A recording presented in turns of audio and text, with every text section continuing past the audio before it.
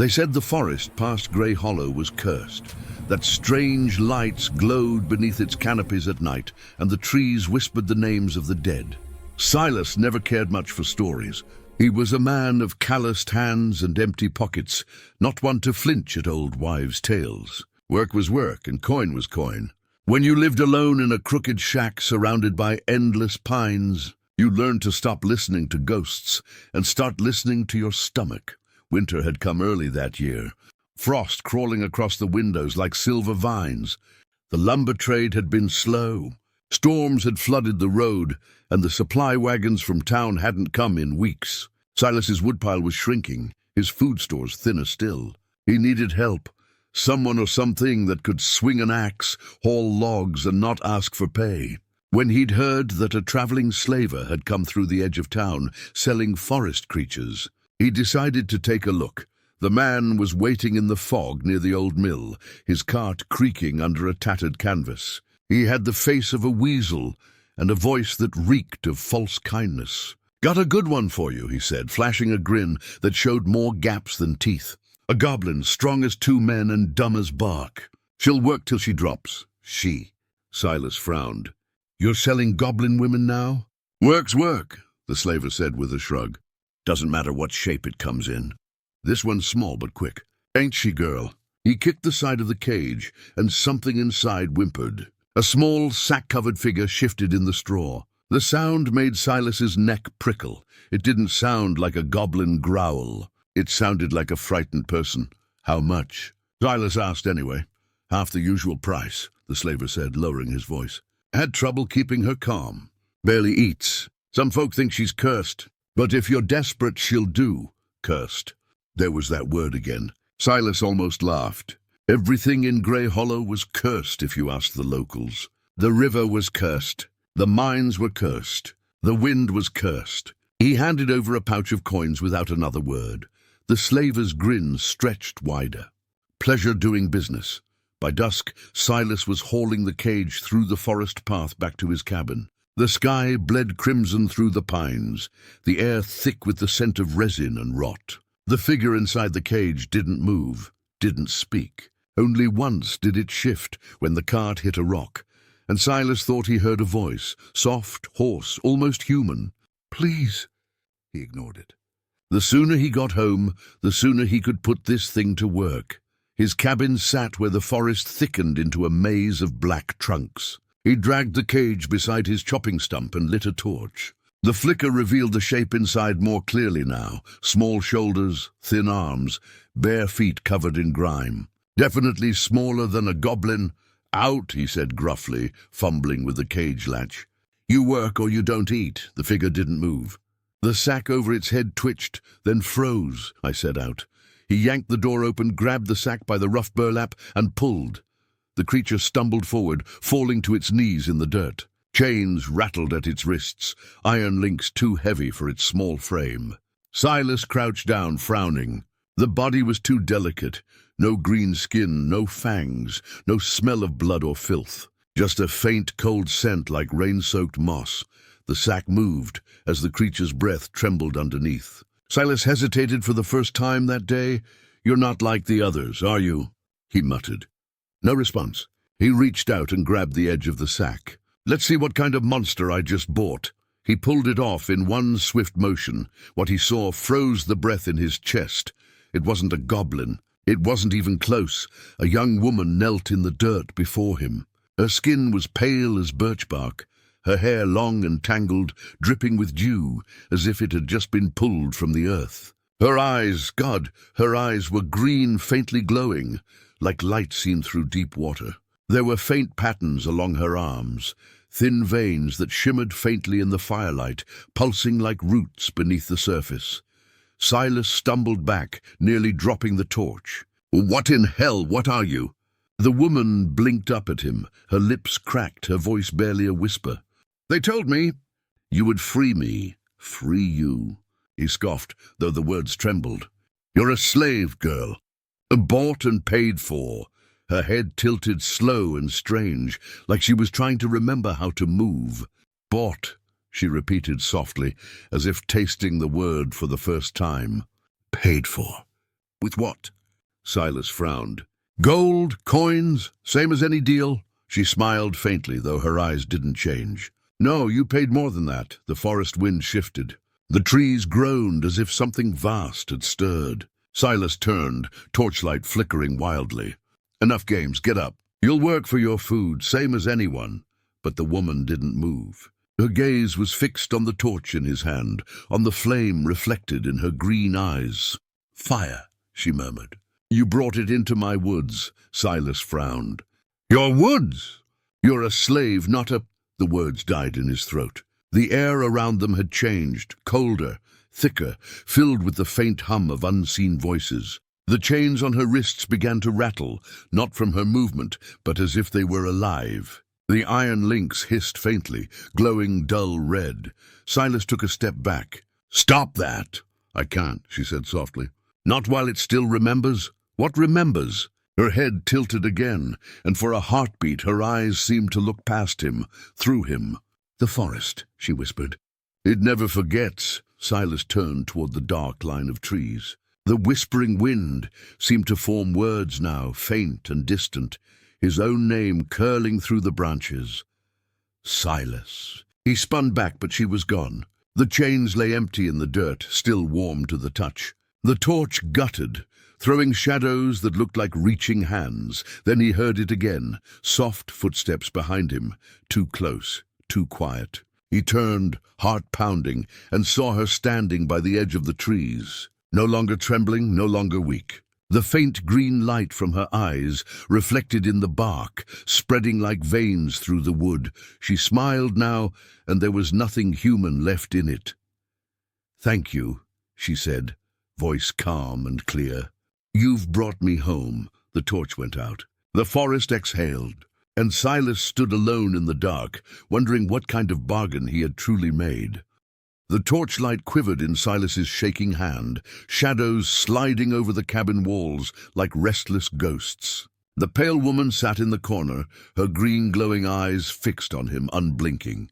He'd found her again just before dawn, standing barefoot in the snow behind his cabin, staring at the treetops as if listening to something he couldn't hear.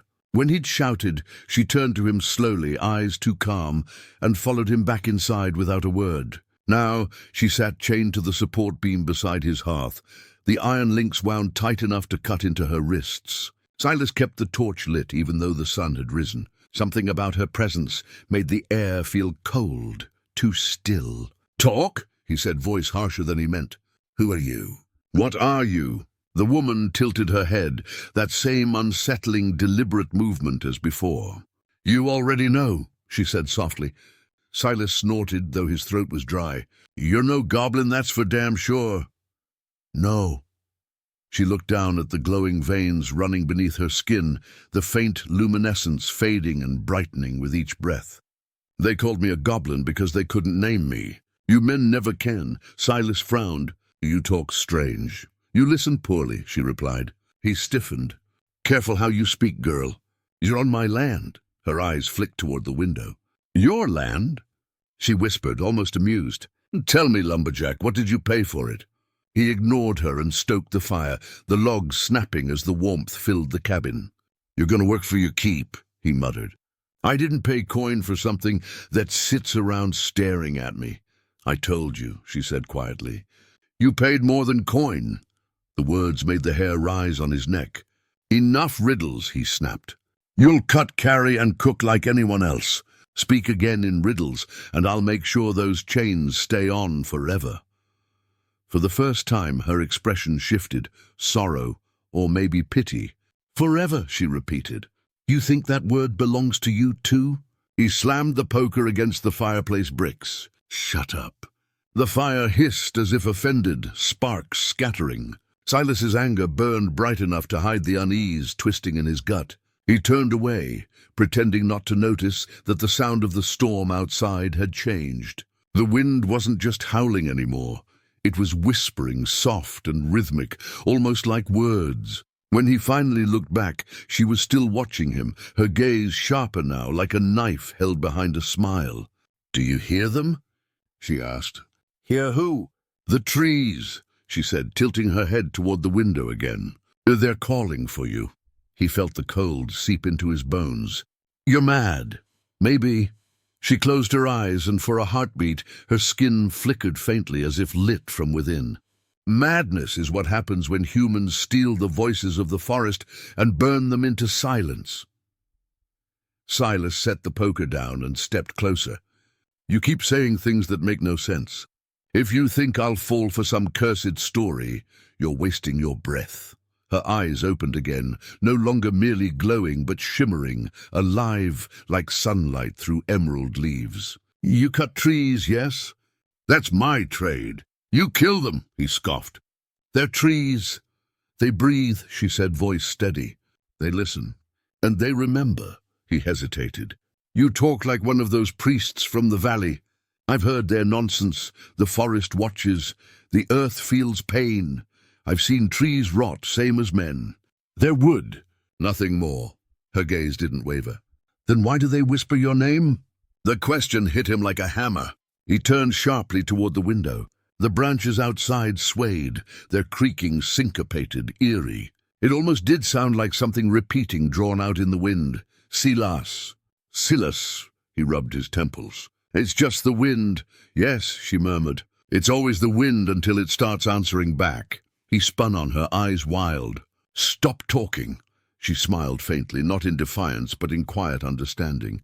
You're afraid? Of you? He barked a laugh. You're chained. Are you sure? He looked down at the chains, iron links blackened by time, tight around her wrists. They looked ordinary enough, but now that he was staring, he saw faint steam rising from them, like breath on a cold morning. The links were moving. Not shifting, but pulsing, almost alive. He stepped back quickly, boots scraping against the floorboard. What are you doing? Nothing, she whispered. They do it on their own. They remember whose iron they are. Silas's voice broke the quiet. You're cursed. She met his eyes again. You bought the curse. He opened his mouth to argue, but stopped. The words didn't come. Deep down, under all the stubbornness and fear, something old stirred, a memory maybe, or a feeling he couldn't name. When he'd signed that contract with the slaver, the ink had been strange. It shimmered, even in the dim candlelight, like oil on water. And when his name had dried, it had looked more like something carved than written. He shook it off. You're lying. She leaned forward, the chains rattling. Then why does your skin hum? What? She nodded toward his hands. He looked down and froze. The veins beneath his skin glowed faintly, faintly green, the same hue as her eyes. He stumbled back, hitting the wall. No, that's not...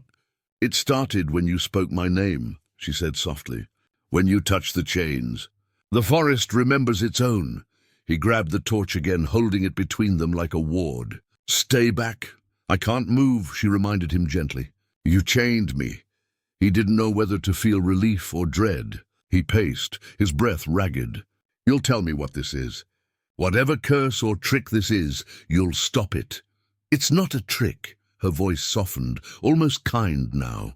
You've cut down trees your whole life, yes? Every swing, every split, you take and you never give back. The forest waited. It waited a long time. But when you bought me, it finally had your name. What does that mean? He growled. It means, she said, her eyes dimming to a sad, soft glow, you belong to it now. For a long moment, neither spoke. The wind outside rose and fell like a slow breath. The walls creaked, as if the very wood strained to listen. Silas's heart hammered against his ribs. He looked at her again, sitting in the flicker of firelight, calm, steady, unafraid. What do you want from me? She didn't answer right away. The silence stretched until it hurt. Then quietly she said, I want you to remember. Remember what? What it feels like to be alive in the dark. The fire in the hearth sputtered. The flame shrank as though smothered by unseen hands. The air grew heavy, and for the first time, Silas noticed that the scent of burning pine had been replaced by something damp, earthy, like moss and soil after rain. He turned toward the window again. Beyond the frost-covered glass, something moved between the trees. Tall shapes, too thin and too slow for men. The shadows seemed to bend around them, not pass through. He looked back to ask her what she saw, but the beam where she'd been chained was empty. The links lay scattered on the floor, smoking faintly. "Where are you?" he shouted, spinning. His voice echoed too loudly, too far. From the doorway came her whisper, clear, near his ear, though she was still standing by the open door. "You paid in your name, Lumberjack. And names are roots. They grow where they're buried." The door creaked open, wind howling in. She stepped outside, bare feet sinking into the snow. The green glow from her eyes reflected off the frost like lanterns in the dark. Silas followed, heart thundering, drawn and terrified all at once. "Stop!" he shouted. "You're not going anywhere." She turned, her face calm, almost sorrowful. "Neither are you." The wind stopped. The forest fell silent. Then faintly, almost imperceptibly, the trees began to whisper again. This time they weren't calling his name. They were chanting it. Silas woke to the sound of wood splitting outside. At first, he thought it was a dream. The rhythmic crack, the heavy thud, the echo of an axe biting deep into timber. But when he opened his eyes, the fire had gone cold, and the night pressed against his windows like a living thing. He reached for his coat and rose, the floorboards groaning beneath his boots. The sound came again, steady, methodical, too deliberate to be the wind. Someone was chopping wood at his stump. His first thought was that a traveler had stumbled upon his cabin. His second, colder thought was of the pale woman, the one he had chained, the one who had vanished like smoke hours before. He grabbed his lantern and stepped outside. The world was silvered in frost. The moon hung low behind the pines, painting the clearing in cold light. His chopping stump stood exactly where it always had, but beside it an axe rose and fell on its own. No hands, no body, just the haft moving through the air like an invisible arm guided it. Each swing sank deep, the blade biting clean through the log. Silas's breath fogged the air. "What in—" Before he could finish, she appeared. She stepped out from behind the stump, the same torn dress clinging to her, hair drifting like smoke in the wind. Her feet were bare, leaving no prints in the snow. The axe froze mid-swing and dropped softly to the ground. "You shouldn't be out here," she said, though her voice was neither angry nor kind, just certain. He gripped the lantern tighter. "You're supposed to be chained." "The forest doesn't keep chains," she murmured. "It keeps promises." He looked around at the dark wall of trees that surrounded his cabin. The forest seemed to lean closer, its shadows bending inward. "You talk like madness," he said. "If this is some curse, I'll break it. I'll find whoever sent you." She shook her head, eyes faintly glowing. "You can't break what you became." He spat the word like poison. "I'm a man." She stepped closer. The lantern flickered, and for a heartbeat he saw the truth. Her skin rippled like bark, faintly patterned, alive. Her hair glimmered as if made of strands of moss. She wasn't fully human anymore, if she ever had been. She looked up at him with a faint, sad smile. "You were," she said softly. "But when you signed the contract, you bound yourself. You gave your name, and names are roots." He took another step back, shaking his head. "That's nonsense." "I gave coin." Her gaze didn't waver. "Do you remember the ink?" He did. Black and shimmering, it had seemed to move on its own. He'd thought it a trick of the light, or maybe the slaver's poor candle. "It wasn't ink," she said, as if reading his mind. "It was sap. My sap." The words hit him like a blade. "You mean you bought me," she said, her voice calm and clear. "But the forest bought you." He stared at her, searching for reason in her madness. "Why me? I never hurt you." Her eyes darkened. "You cut down the ash grove. The old ones. Do you remember the one that bled when you struck it?" He froze. He did remember. 3 winters ago, when the snow had turned to slush and the wood prices were high, he'd found a massive ash tree near the river bend. When he split it, a strange sap had poured out, not clear, but red as blood. He'd laughed it off, told the tavern men about it. They joked that he'd killed a spirit. The woman's voice broke his thoughts. "You didn't kill me," she said softly. "You set me free. But freedom has a price." He took another step back, heart hammering. "You're lying." "This is witchcraft." "If it were witchcraft," she said, "you wouldn't feel the roots yet." He frowned, and then he felt it. A strange, crawling sensation beneath his skin, starting at his ankles, crawling upward. He looked down. His feet, half buried in snow, weren't just standing, they were sinking.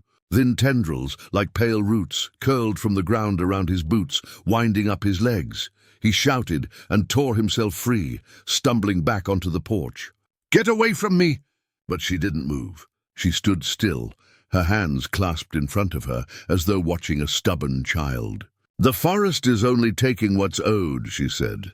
"It doesn't want your life. It wants your labor." "My what?" "You cut its limbs," she whispered.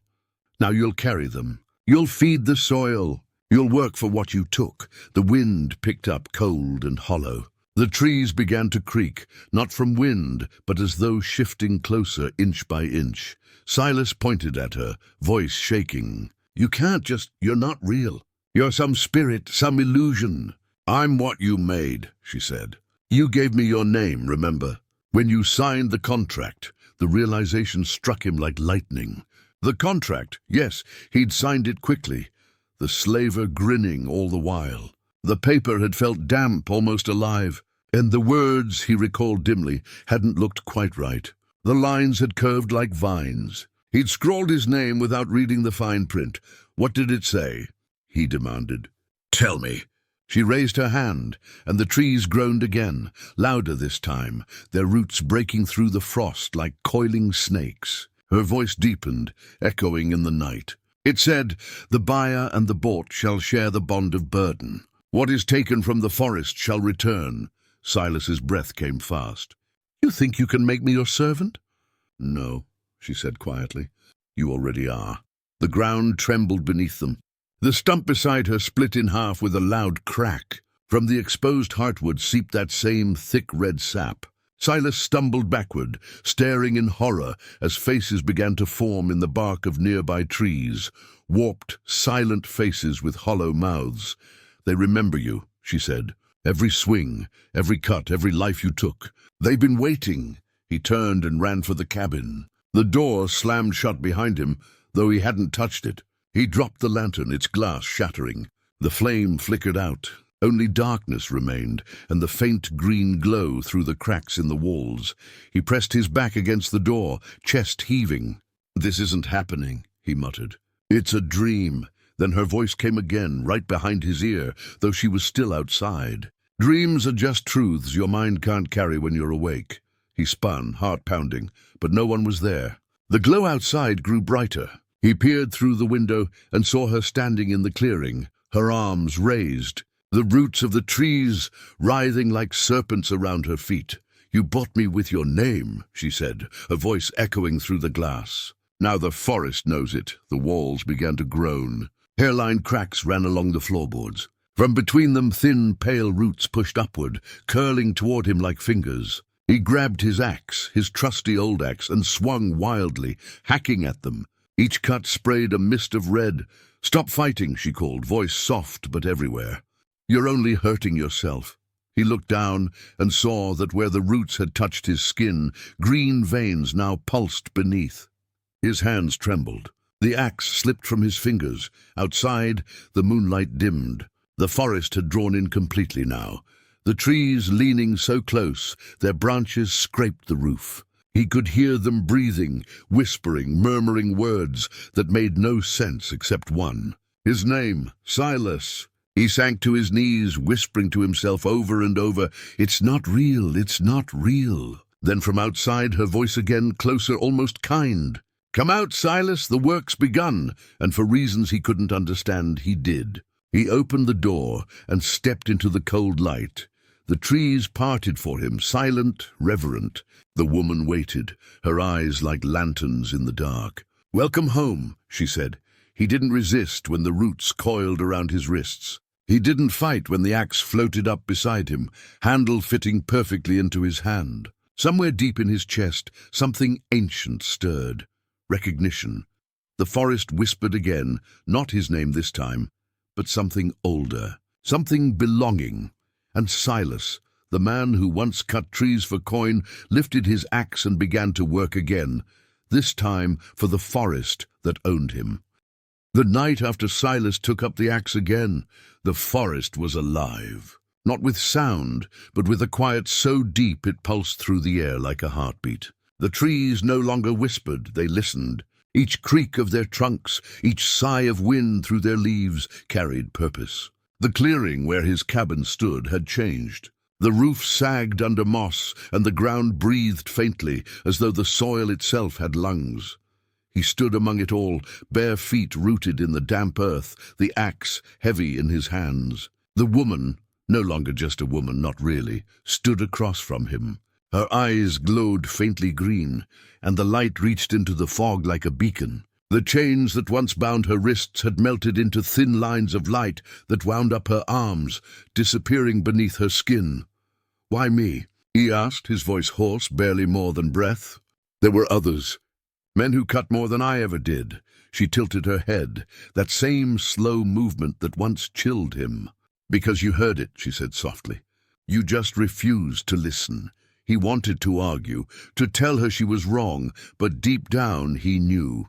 All those years in the forest, the strange things he'd ignored, the groaning of trees at midnight, the blood-red sap, the way the wind sometimes whispered names. He'd told himself it was nothing, superstition. He'd heard the forest beg and had answered with an axe. Now the forest had answered back. The moonlight spilled through the branches in thin silver veins. The roots beneath his feet pulsed once, twice, and then tightened.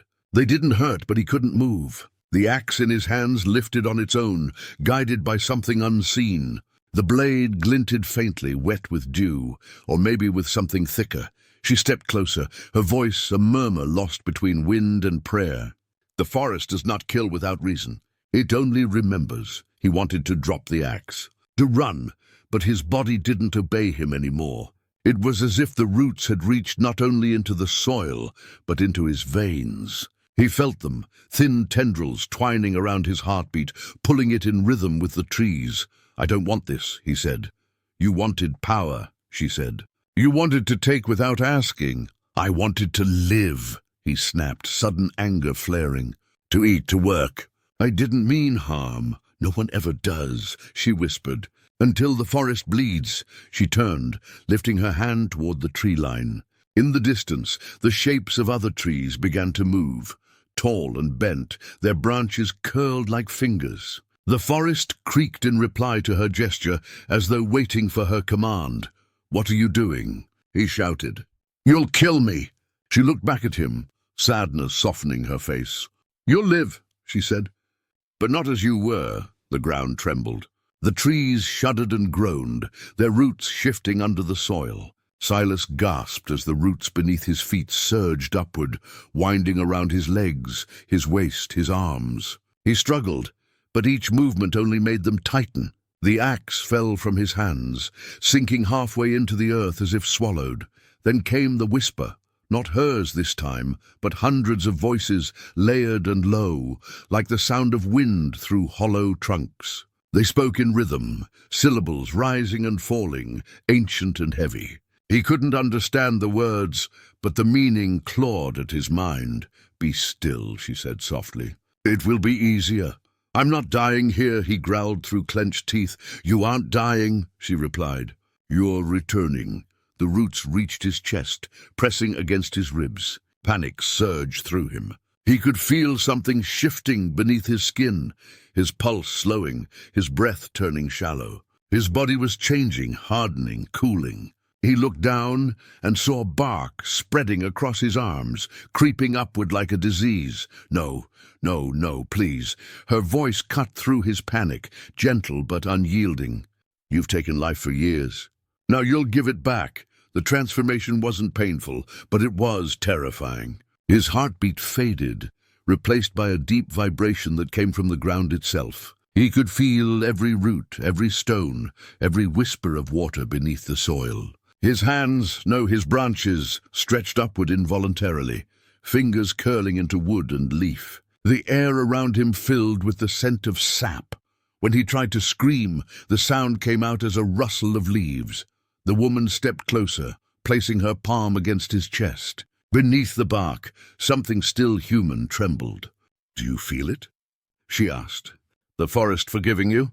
He looked down at her, though his eyes no longer belonged to flesh. They reflected the moonlight like sap caught in glass. He could see everything, the insects moving under the moss, the small heartbeats of creatures in their burrows, even the roots of other trees brushing against his own like comforting hands. It was overwhelming, endless, and yet a strange calm began to replace his fear.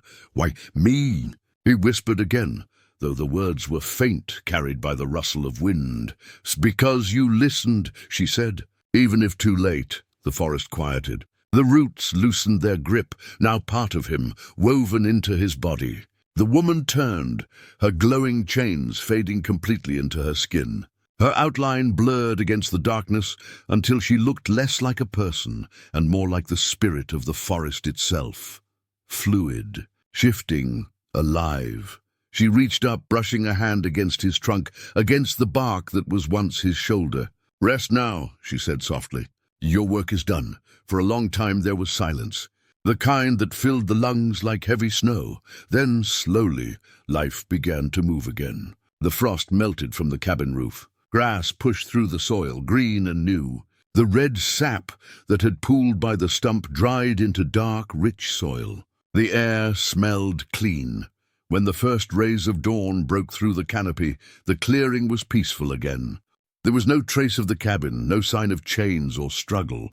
Only a single tree stood where Silas once had, a tall, strong ash with a broad trunk and bark that shimmered faintly in the light. Its leaves glowed faintly green, even in the early sun, and beside it stood the woman, watching silently.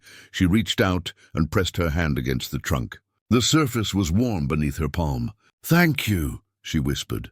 The forest answered her with a sigh, a deep, ancient exhale that rippled through the branches. Birds stirred awake, filling the silence with song. The world had been fed. She turned to leave, her bare feet whispering over the moss. But before she vanished into the trees, she paused. Behind her the ash's branches swayed gently, and for a heartbeat she thought she heard a voice carried on the wind. It was faint, but it was there. "Thank you," it said. Her lips curved into a small, wistful smile. "Rest well, Silas." And then she was gone, fading into the mist that curled through the forest. Seasons passed. The ash tree grew tall, its roots spreading deep and wide. Travelers who passed through Grey Hollow sometimes stopped at the clearing, drawn by the strange beauty of the lone tree that shimmered faintly at dawn. Some said it was cursed. Others swore that if you listened closely, you could hear it breathe, and sometimes when the wind blew just right, you could hear the sound of an axe, steady, rhythmic, echoing faintly through the woods. But no one ever found the man who lived there. Only the forest did, and it remembered him well.